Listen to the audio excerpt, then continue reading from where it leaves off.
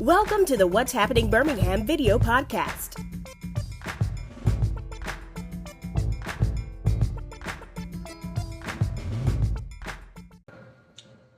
Hello everyone, this is Jarvis Scott with What's Happening Birmingham. Today I got the honor and pleasure. I'm here with Chief Michael Wood of the Bessemer Police Department. Chief Wood, thank you for coming on today. Well, thank you for having me. Great. Want to bring Chief Wood on today to kind of find out what's going on in Bessemer Police and work you're doing in the community. So this is your first time on the podcast. I always like to start off, just give the viewers like a quick little 1 minute introduction. Okay, well, name is Michael Wood. I've been with the Bessemer Police Department for 29 years. Been chief, acting, and official since October of 2022, so almost 2 years now. Grew up in this area. This is my hometown. I've spent my entire life either living here or working here. Okay. So for 54 years, I have been involved in the city of Bessemer. Okay, so since becoming chief, what's been your vision? What's been your goal? You know, the vision for myself and my team, because the vision can't be a one-man show. You have to have input from your people, and we are really trying to, how would I say it, help the community, but at the same time keep the community safe.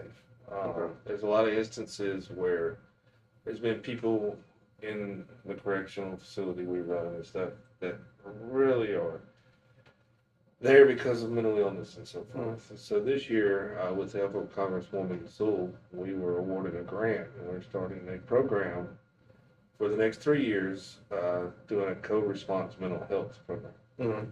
We're using Ryan's Hope, which is a Birmingham group, and we have trained an officer to be a mental health officer, and we're going to start dealing with instances on the street, because a lot of people end up in jail because of drugs or because of the mental health.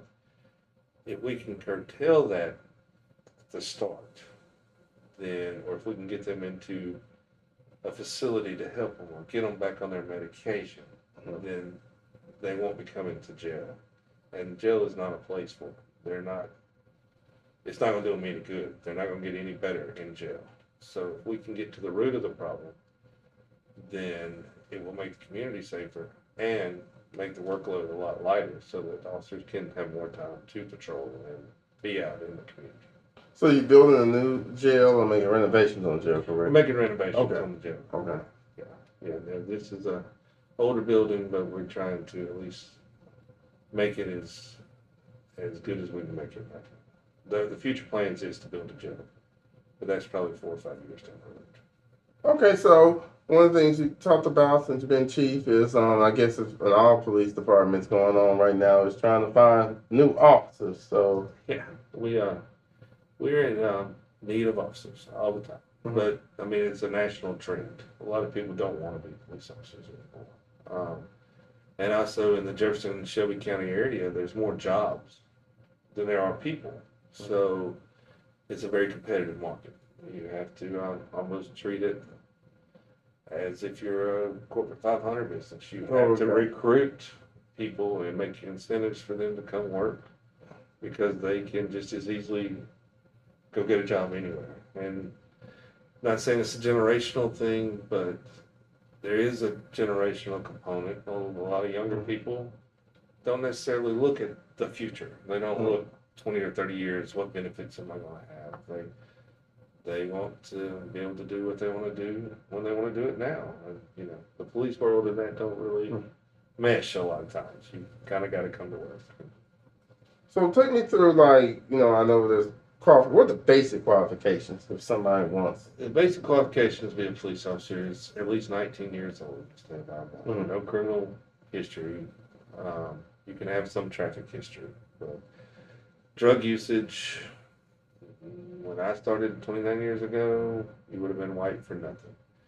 But to be honest with you, it's hard to not hire someone that might have smoked a little marijuana or something in their past. I mean, but, it is what it is. That's just the way the world runs now. So you can't look at things like that. You can't judge someone by what they've done in their growing up years. But for the most part, as long as you stay out of trouble and you really want to make a difference. I mean, the difference part is not a qualification, but when you get into this job, you really need that inner flame to want to make a difference in the world. You know, a lot of people experience a police officer on a traffic ticket. Okay. That's their only time they ever meet a police officer. They base their entire opinion on police departments from that interaction on a traffic citation. You know, I'm sorry if you violate the law, we have to stop you, but you can still be nice to the people in the car while you're doing it, and maybe they'll leave with a better impression of you. And that's kind of, you have to be professional all the time. I mean, that's what I'm looking for. That's not necessarily a qualification, but I really expect you to be professional when you're out here. You treat everybody the same. I don't care if they have $1 million or 10 cents in the pocket. You need to treat everyone the same. So what inspired you to get a career in law enforcement? You know, that's a tough question. Never would have thought I'd been a police officer. Okay. I really didn't. I kind of stumbled onto it. To be honest with you, I went to take a fire test. Okay. They were offering the police test at the same time. Oh, okay. And, you know, the police hired me. And I wanted to do something in the community, but once you get started, though, it's kind of hard to ever get out of it. I'll be honest with you. You'll see police that just stay with it. They give it their all. Unfortunately, it's not an easy life. I mean, it's really not. But, you know, if you can make a difference in one person's life, or maybe you saved one person that you have an opportunity to do, then it's really worth it at the end of the day. So since you've been in, I'm going to give you a chance to kind of brag on yourself for a moment. What's been some small little achievements? Talking about as chief? Yes, chief. Policeman. I'd say the mental health component is a big thing. The prior chief had started a Marvel City Youth program, and it's a very enduring program. We try to catch at-risk youth in the high school, middle school, who are kind of teetering. We've added a mental health component to it this past year also. And but we offer tutoring. We have 2 employees that are contracted through a grant here that go to the schools, host classes. They're actually fixing to take 10 students to Miami, which is just for an inner city child to be able to take the opportunity to go somewhere like that and see that there's a bigger world. That's what our hope is that they realize there's more to the world than Bessemer, that you don't get stagnated in. This is your anticipation. You want to branch out. So that's something big. Remodeling. I mean, I don't really like to take credit for anything because I think everything is a team effort. I mean, when you go into something, it's you and your personnel that make the difference. It's not one person. So now that you're chief, it's a question I always like to ask CEOs. Feel yourself like a CEO. What keeps you up at night with this? The phone ringing. But Okay. you know, it's unfortunately when you reach the rank of chief, there's more to the job than just what crimes are happening. There's environmental problems. There's staffing problems. There's vehicle problems. There's anything any other business has, and that's what people, HR problems. You have to deal with everything that comes up. It all falls on your desk. So at the end of the day, what keeps me up at night? You know, I'll be honest with you. If the phone doesn't ring, I can sleep at night. Okay. Because I really think that we're doing a really good job in the city of Bessemer. We are really doing what we're supposed to be doing. And I don't have those worries. I don't have to worry about what my supervisors or my officers are doing out here in the middle of the night because they know what to do. And they're going to handle their situation. They don't need to call me unless it's something major. You know, I have full faith in it. So, yeah, I really don't have a problem sleeping in that instance. Okay, and one of the things I guess we kind of talked about off camera, but I think is also, I guess, a good plus for the community. You all get a few food bank around here. Like. Yeah, the city of Bessemer, actually, it happened today. But the city of Bessemer is actually moving in the food bank location here, which that means more jobs. If you transverse across the city, you will see a lot of business in the city of Bessemer. Our mayor, Gully, has been just a magnet to bringing business to this area and jobs. We have Amazon.